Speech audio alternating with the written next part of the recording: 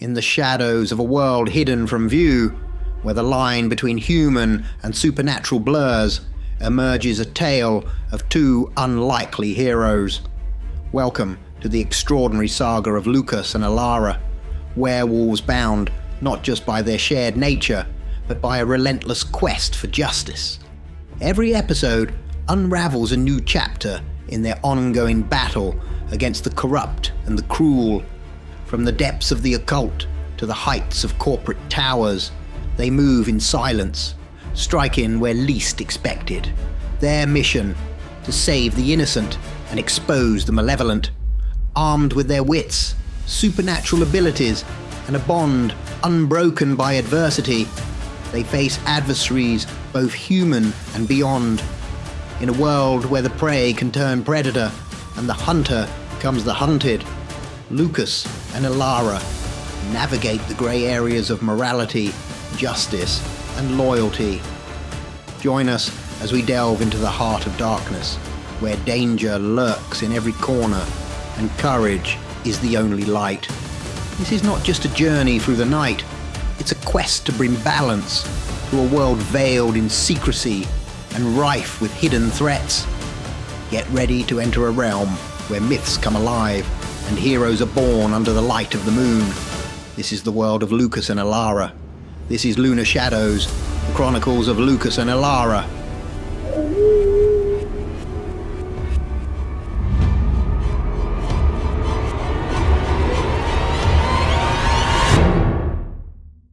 Chapter 1. The Haunting of the Asylum. Lucas and Elara travelled the winding road leading to the abandoned asylum, their vehicle cutting through the dense fog that seemed to cling to the desolate landscape. Lucas, gripping the steering wheel, broke the silence with a grumble. "I really hate ghosts. They're always so ghostly." Elara, seated beside him with a stack of notes on her lap, couldn't help but smile at his discomfort. "Well, this asylum isn't just about ghosts." Zephyr mentioned unusual activities, something more sinister than your typical haunting. The asylum, a towering structure silhouetted against the grey sky, loomed in the distance. Its history was one shrouded in mystery and tragedy. Once a place for the mentally ill, it had gained a reputation for its harsh treatments and the unexplained disappearances of several patients. Zephyr said the spirits are restless, disturbed by something. Elara continued. "If there are secret experiments going on, it could be the cause of the hauntings." Lucas shuddered slightly. "Great. Restless spirits and secret experiments. Just another day at the office for us." As they neared the asylum, the oppressive weight of the building's dark history became palpable. The once majestic institution now stood in ruins, its walls holding untold stories of suffering and despair. Parking their vehicle at a safe distance, Lucas and Elara gathered their gear. They knew they had to tread carefully, as the asylum was likely to be fraught with unseen dangers, both supernatural and human. Elara led the way, her flashlight cutting through the fog. "Remember, our goal is to find out what's really happening here and help these spirits find peace. There could be more to this place than just hauntings." Lucas nodded, steeling himself for what lay ahead. The thought of facing the unknown, especially when it involved ghosts, unnerved him, but he trusted Elara's instincts. Together, they stepped into the eerie silence of the asylum's grounds, ready to uncover its hidden secrets. As they made their way towards the imposing entrance, the whispers of the past seemed to echo around them, a chilling reminder of the asylum's sorrowful legacy. What they would find inside, however, remained to be seen. The journey into the heart of the asylum's mysteries had just begun. Chapter 2. The Undead Guardians.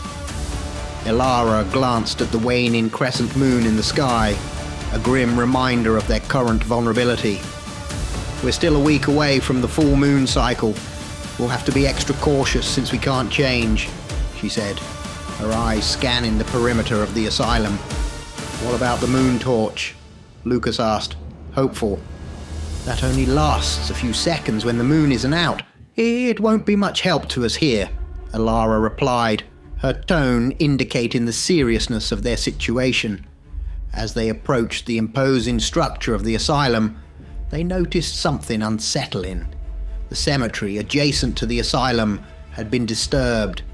Grave after grave lay open, the bodies that once rested within them gone.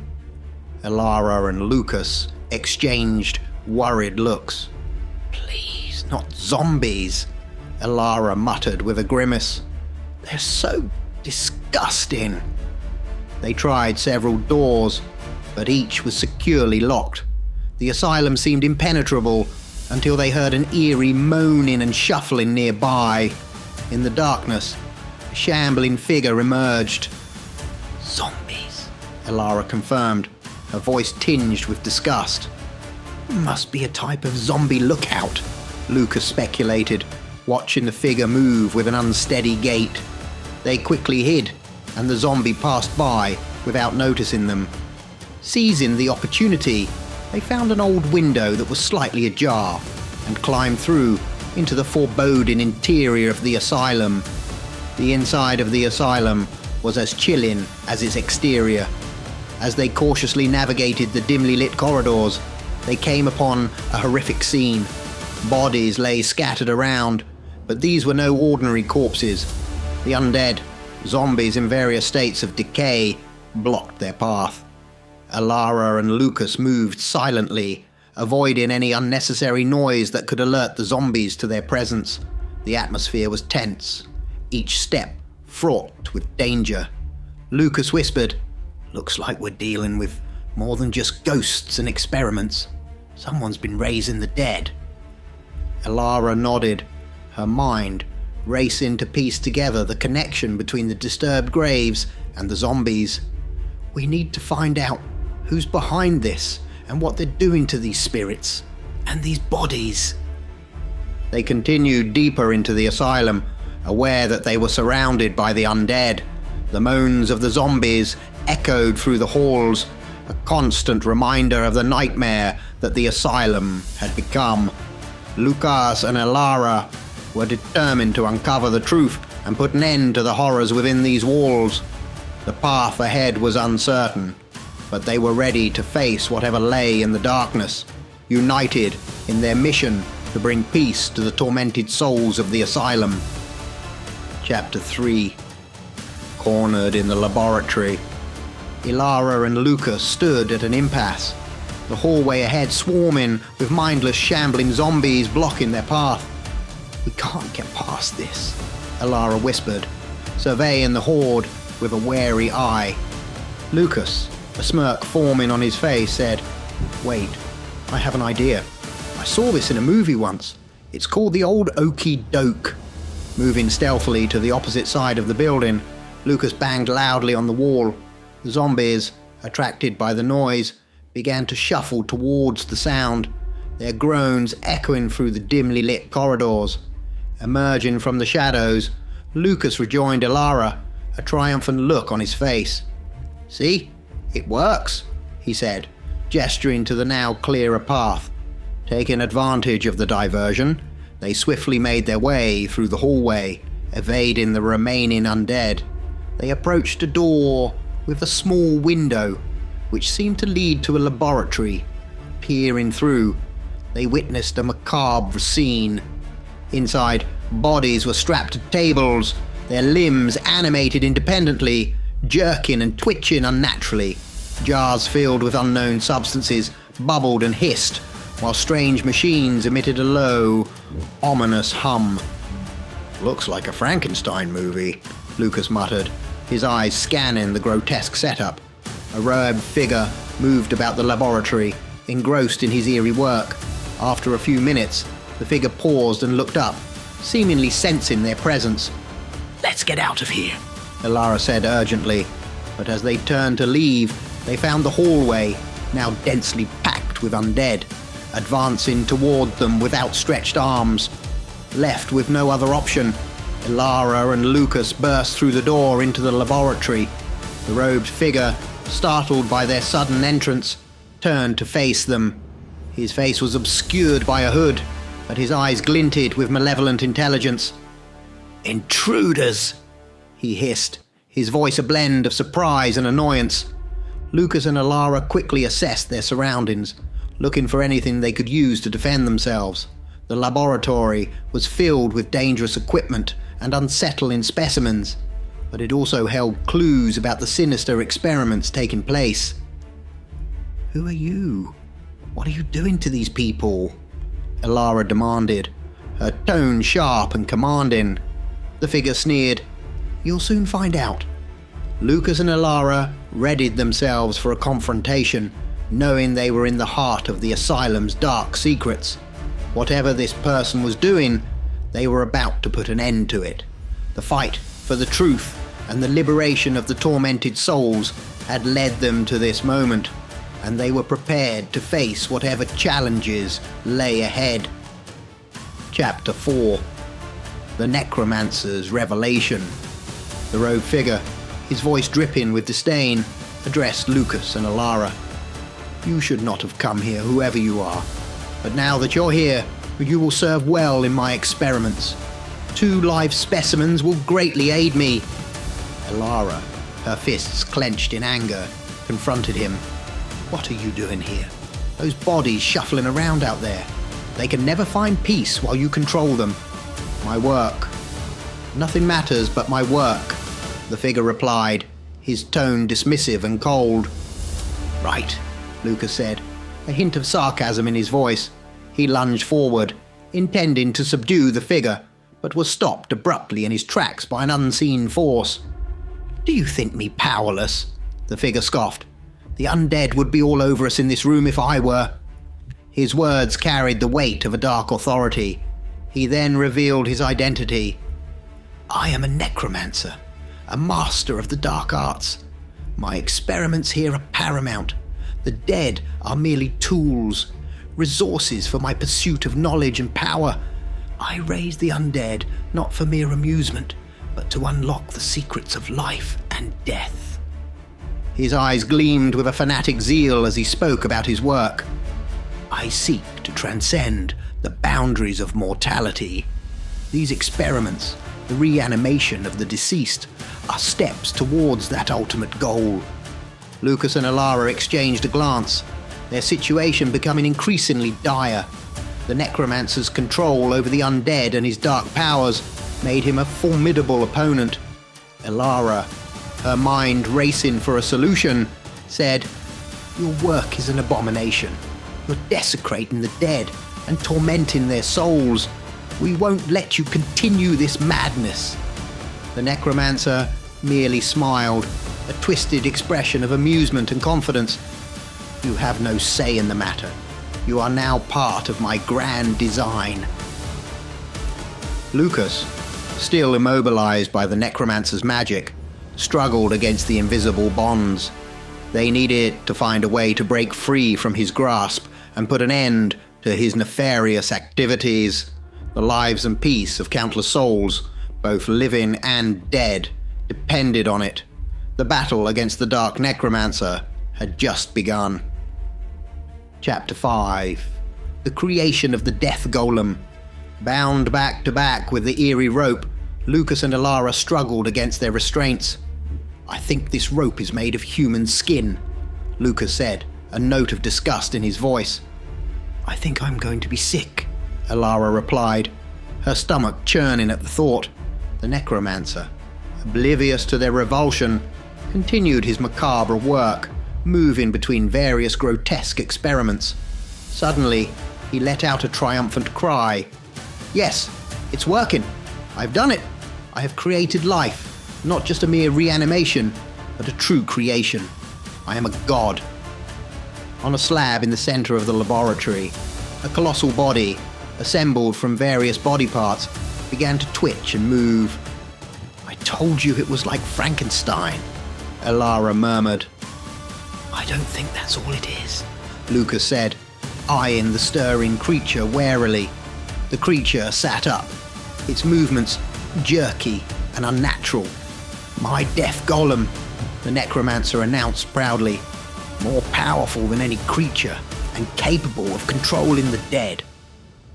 Oh crap, Lucas muttered, realizing the gravity of their situation. Now to test him, the necromancer said, turning his gaze towards Lucas and Elara. I want him to kill you, then bring you back as his eternal undead slaves. The death golem rose to its full height, towering over them menacingly, its eyes, devoid of any human warmth, fixed on Lucas and Elara. The necromancer's words echoed in the lab, filling the air with a sense of impending doom. Elara and Lucas exchanged a look of determination. Despite their dire circumstances, they had faced overwhelming odds before, and they were not about to give up now. Even bound and seemingly powerless, they were not without resources. Lucas tried to wiggle his hands, feeling for anything that could help them escape their bonds. Elara, focusing her mind, searched for a weakness in their captor's plans. The death golem advanced slowly, its steps heavy and ominous. The necromancer watched with glee, anticipating the fulfillment of his twisted desires. But Lucas and Elara were not ready to become puppets in his macabre play. They had to act quickly and decisively, their lives and their very souls at stake, in the clutches of the necromancer and his monstrous creation. The battle for their freedom and to stop the necromancer's dark ambitions was about to begin. Chapter 6. A tenuous reprieve. Elara's quick thinking momentarily stayed the looming threat of the death golem. Wait, she called out. We're werewolves. If you kill us now, you'll just have 2 more undead like the hundreds out there. But what about 2 undead werewolves? Have you ever considered the possibility? The necromancer, intrigued by this novel idea, commanded the death golem to halt its advance. He pondered the notion with a twisted fascination. Intriguing indeed. The thought of undead werewolves. Is such a thing even possible? He mused aloud. The prospect seemed too tempting for him to resist. As he contemplated, he spoke of the moon's cycle and how long they had until Lucas and Elara's transformation. Sensing a unique opportunity to experiment, the necromancer decided to secure them even more tightly, adding additional layers of bondage. I know you think you have bought yourselves time to escape, he said with a sardonic smile, but let me reassure you, there is none. Lucas and Elara, now even more securely bound, exchanged worried glances. The temporary reprieve had given them a moment to breathe, but their situation had grown increasingly perilous. Yet, within the heart of danger, they remained undeterred. They knew they had to use every moment wisely. Lucas tested the strength of their new restraints, looking for any weakness, any give that they could exploit. Elara, meanwhile, racked her brain for a plan. The necromancer's curiosity about undead werewolves had bought them time, but it was a double-edged sword. They needed to act before the moon's rise, or they would become the necromancer's most formidable and unwilling subjects. The room, filled with the necromancer's grotesque experiments, might hold something they could use to their advantage. Lucas and Elara, despite their dire circumstances, were not ones to give up hope. The necromancer, absorbed in his dark thoughts and twisted anticipation of the night's events, failed to see the determined resolve in his captive's eyes. Lucas and Elara, bound and facing an uncertain fate, were planning their next move, ready to fight back against the darkness that threatened to consume them. Chapter 7. A plan against the darkness. In the dim, damp cell of the asylum, Lucas and Elara contemplated their grim situation. As they awaited the rise of the moon, Lucas remarked, "Well, at least there aren't any ghosts. Zephyr mentioned spirits, right?" "That's a good point. Where are the spirits?" Elara pondered. The necromancer must be containing them, or using them as a source of power to control the undead and that thing in the lab. She continued, piecing the puzzle together, which means there must be a spirit trap or something similar. Lucas recalled the necromancer's actions in the laboratory. He kept returning to that machine. That's got to be it. Elara outlined their plan. Lucas would try to hold off the death golem, while she would attempt to release the spirits from the trap. It's our best shot at weakening the necromancer's control. Wait, I've got to fight that thing, Lucas said, concern evident in his voice. Even in wolf form, that thing is twice my size and strength, and it can control the undead. Not if we remove its power source, Elara replied confidently. As the night of the full moon arrived, the necromancer, eager to witness their transformation, brought Lucas and Elara back to the laboratory. The air was thick with anticipation and the scent of impending violence. The necromancer addressed them with a smirk. It's pointless to hope your wolf power will save you. You are no match for my death golem, and even if you were, my powers far exceed all of yours. Lucas and Elara exchanged a determined look. As the moon's rays began to filter through the windows, their transformation commenced. The power of the werewolf surged within them, but they knew brute strength alone wouldn't be enough to overcome the necromancer and his creation. The laboratory was a frenzy of activity. The necromancer watched, his eyes alight with cruel excitement, as Lucas, now in full werewolf form, squared off against the hulking death golem. Meanwhile, Elara, her own transformation complete, darted toward the machine that she suspected to be the spirit trap. The battle was fierce. Lucas, using all his agility and ferocity, engaged the death golem, all attempting to keep it at bay. Elara, working frantically, tried to decipher the workings of the machine. As Lucas grappled with the golem, Elara found the mechanism she was looking for. With a surge of effort, she managed to release the trap, freeing the spirits contained within. The spirits, now liberated, swirled around the laboratory in a whirlwind of ethereal energy. The necromancer, caught off guard by this turn of events, struggled to maintain control. The balance of power began to shift. The undead, previously under the necromancer's command, started to falter, their movements becoming erratic. The death golem, too, seemed to lose some of its unholy strength. Seizing the moment, Lucas redoubled his attack on the golem, while Elara confronted the necromancer. The spirits, free from their bondage, swirled around the room, adding to the chaos. In a climactic battle of wills, strength, and spirit, Lucas and Elara fought to end the necromancer's reign of terror. The fate of the Asylum, its tormented souls, and their own lives hung in the balance. The night of the full moon had become a showdown between the living, the undead, and the supernatural. A fight for freedom and peace. Chapter 8. The Necromancer's Undoing. The necromancer, undeterred by the chaos unraveling his plans, smirked confidently at Lucas and Elara.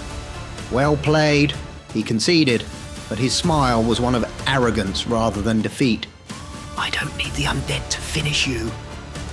With a swift motion of his hand, an invisible force slammed Lucas and Elara against the wall, pinning them helplessly. This is the end, the necromancer declared, preparing to deliver the final blow. But just then, the main door to the laboratory burst open. The horde of undead, no longer under the necromancer's control, charged into the room. They rampaged through the laboratory, smashing equipment and attacking the death golem, which had lost its power without the necromancer's control. The necromancer, realizing the tide had turned, exclaimed in panic, "No!" He tried to fend off the undead with his powers, sending bodies flying across the room. However, the spirits, recently liberated from the spirit trap, swirled around his head, dizzying and confusing him, disrupting his concentration and his magic. The undead overwhelmed him, a poetic justice as the creator was devoured by his own creations. Lucas and Elara, freed from the necromancer's grasp, climbed to the next floor, seeking refuge from the tumultuous scene below. From their vantage point, they witnessed the demise of the necromancer and his death golem, engulfed by the very beings they had manipulated and controlled.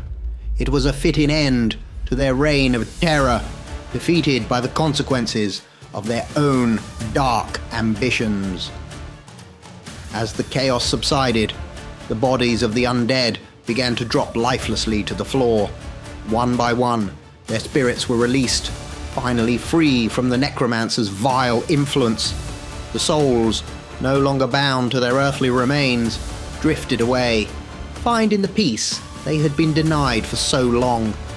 Lucas and Elara looked on, a mix of relief and solemnity in their eyes. They had faced one of their most formidable foes and emerged victorious. The Asylum, once a place of suffering and despair, was now quiet, its halls echoing with the whispers of departing souls. As they made their way out of the Asylum, the first light of dawn began to break through the darkness. They had brought peace to the troubled spirits and put an end to the necromancer's gruesome experiments.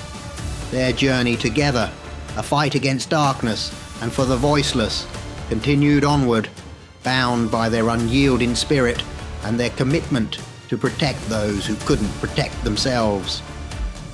Final chapter. A new call to action.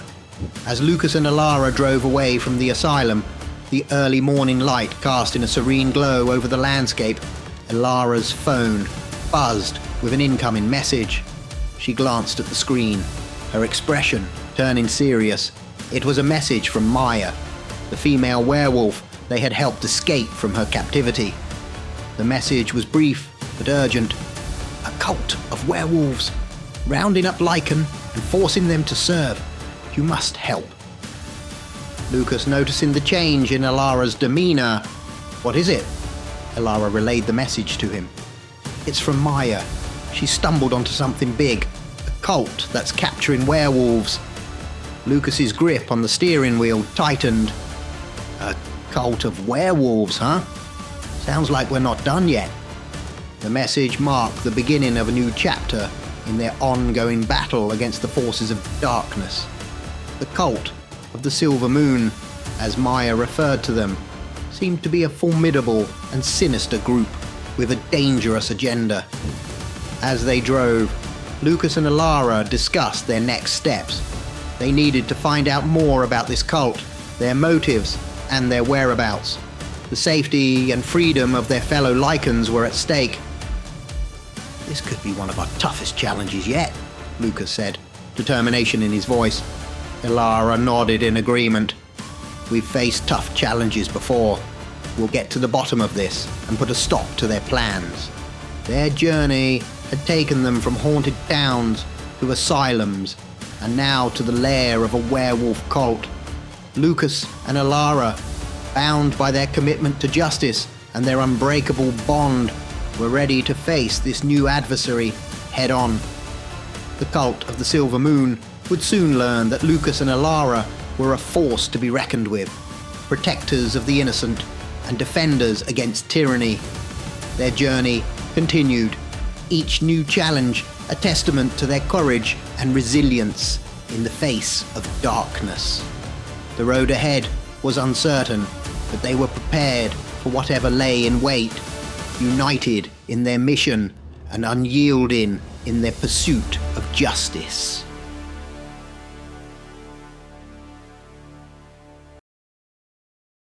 Thank you for joining me on this chilling journey.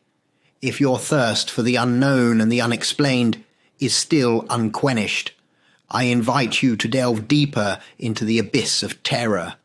Just beyond the veil of reality, another story awaits to send shivers down your spine. Dare to join me in the next video, where the unknown becomes known and the unseen seen. Until then, keep the lights dim and your mind open. This is Professor Shadow, signing off.